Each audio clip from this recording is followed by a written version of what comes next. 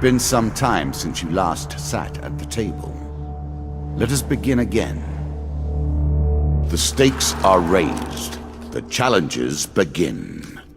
Hand of Fate is an incredibly interesting game. It takes the concept of a tabletop deck building game and combines it with the elements of an action RPG such as Arkham Asylum style combat rooms and tricky trap mazes to great effect. The computer-controlled dealer is an incredibly enigmatic character who has some extremely well-written dialogue and is also very well voice-acted, which also adds to the quality level of the game and your overall enjoyment level. Think about the way we play this game.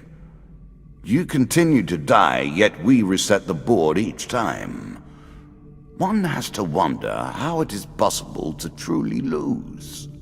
Now, I know some people will be running away at the first sign of cards in a video game, but just stick with me for a minute or two as I try to explain how Hand of Fate actually works. The main story mode features 12 increasingly difficult challenges, where the goal is to get to the end of each dungeon and defeat the boss. These bosses include monsters like a skeleton king or a huge plague-infested rat.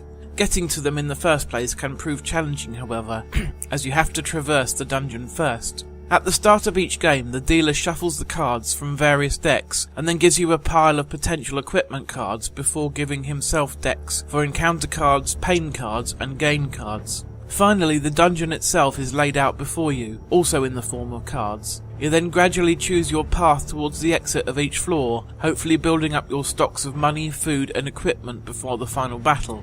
Along the way, various things will happen. For example, you will meet a fair maiden, and she will ask you what you desire: longer life, supplies, wealth, or equipment. In this particular case, you can't really go wrong, because each option will give you something beneficial. Another encounter may not be so easy though. You stumble across a band of cutthroats and thieves. Do you try and sneak by them unnoticed, attack them while they rest at their camp, or run in screaming? Let's say you pick the option to try to sneak by, then you will have to pick from 4 cards. 2 that have a sword logo on them for success, 1 that has a skull on it for failure, and a 4th that has a flaming skull on it that denotes a huge failure. Picking one of the swords means that you sneak past and carry on your journey unscathed. Picking a skull means that you are detected, will have to do battle with the thieves. And picking the flaming skull means that not only are you detected, you are also injured before the battle even begins and have to take a pain card, which reduces your HP. Are you sure that's the right approach?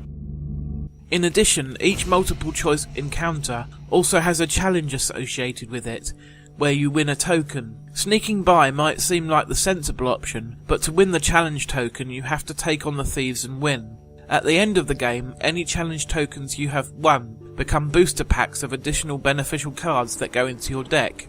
You won't see every single encounter first time through though, so it is beneficial to play multiple times and build your pool of potential cards. However, you are limited to 22 encounter cards and 22 equipment cards in each game, so you can't stack the deck in your favour. You can choose these cards yourself in between rounds or go with the recommended deck for a balanced experience. Each time you win against one of the 12 bosses, you also get a bunch of additional cards added to the deck. These aren't just nice cards though, they also include more enemy encounters of a higher level. When you get into combat in Hand of Fate, the game loads into an arena where you fight the enemies in real-time combat. This is fairly easy early on, but becomes a lot tougher in later decks because of the sheer volume of enemies you will face. The trap rooms also make use of this real-time engine and feature a maze where you'll have to navigate past spike pits, arrow darts, flames and many more types of trap. There is a treasure chest at the end, but it's up to you to weigh up whether the risk is worth the reward. The graphics in Hand of Fate are okay, but look a bit last gen. Though the game isn't currently available for the PS3 or Xbox 360, I think it would run perfectly fine on those platforms. The sound is very well done, with the great voice acting of the dealer backed up with some very nice music and solid sound effects. If you gain health, then I work harder to take it.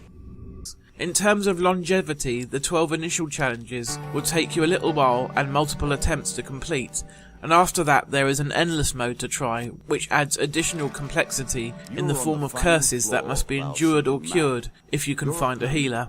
The game is a bit on the pricey side compared to Ziggurat at $15.99, but I would say that you do get your money's worth. If anything I've said here or the footage of the game has piqued your interest, I say go for it. You may just discover one of the most interesting games you've played all year.